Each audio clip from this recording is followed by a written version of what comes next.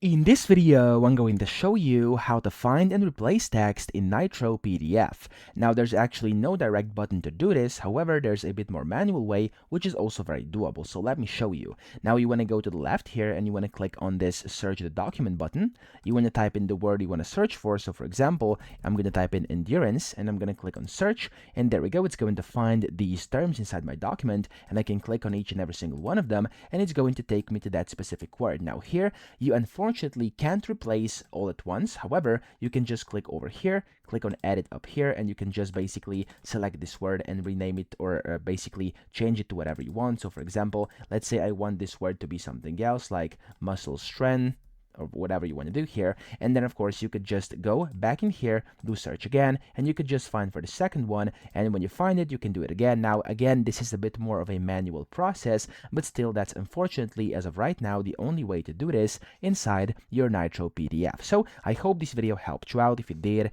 please subscribe to the channel and help me out as well.